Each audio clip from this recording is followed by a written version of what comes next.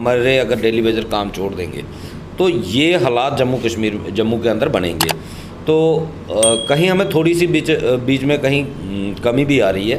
Hello नमस्कार साथियों, आप सभी का स्वागत है हमारे यूट्यूब चैनल जेके ऑल अलर्ट्स पर। एक और बड़ा अपडेट लेके आया हूँ मैं डेली वेजर्स भाइयों के लिए। वीडियो को शुरू करने से पहले मैं आपको बता दूं कि अगर आप हमारे चैनल पर नए हैं तो please subscribe and notification bell button को क्लिक कर दें।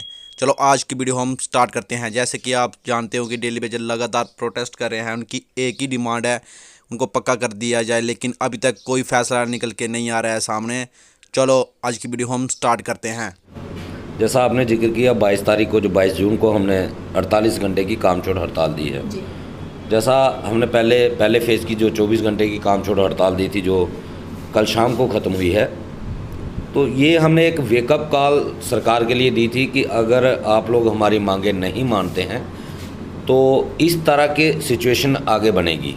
क्योंकि आपने देखा होगा कल पूरे जम्मू के अंदर 85% पानी की सप्लाई जो है ठप रही। तो हम जनता के साथ हमारी कोई लड़ाई नहीं है, इसीलिए हमने पहले फ़ेज़ में 24 घंटे के एक सरकार को दिखाने के लिए ये 24 घंटे की कॉल दी थी कि सर हमारे अगर डेली वेजर काम छोड़ देंगे तो ये हालात जम्मू के अंदर बनेंगे। तो कहीं हमें थोड़ी सी बीच में कहीं कमी भी आ रही है कि हमारे लोग जो काम करते हैं, जब अपना हक मांगने की बारी आती है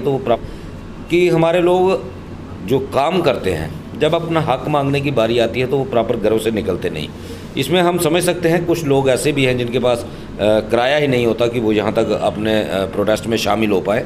तो मेरी सभी डेली वेजर साथियों से रिक्वेस्ट है, एक तो वो अपनी अपनी प्रॉपर ड्यूटी करें।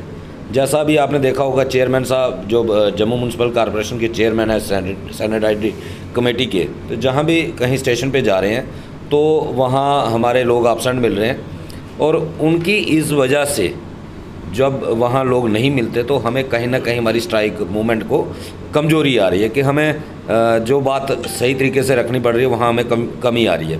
एक तो डेली वेजरों को उस और भी ध्यान देना होगा।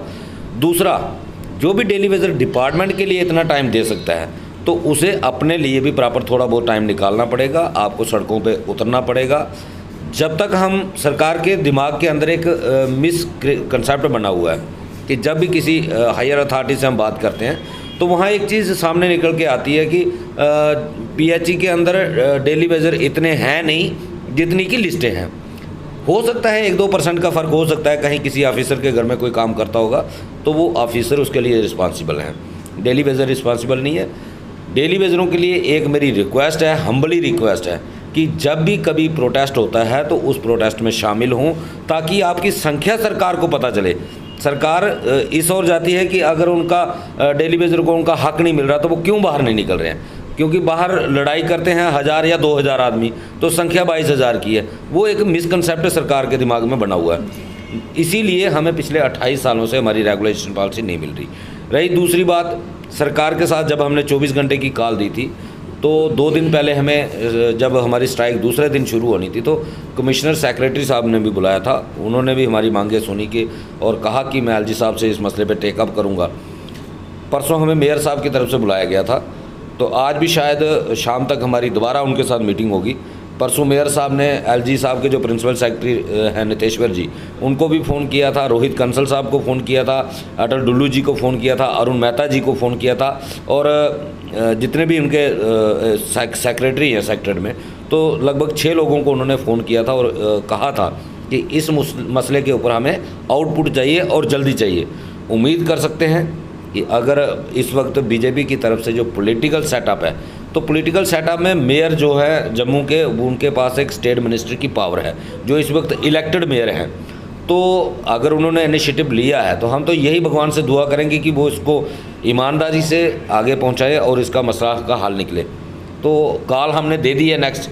अगर 22 जून से पहले इस मसलों का हल नहीं होता तो हमारे नेक्स्ट फेज़ की एजिटेशन 48 घंटे की हमने अनाउंस कर दी है, तो वो आगे बढ़ भी सकती है। ये सारा डिपेंड करता है सरकार के रवैये पे।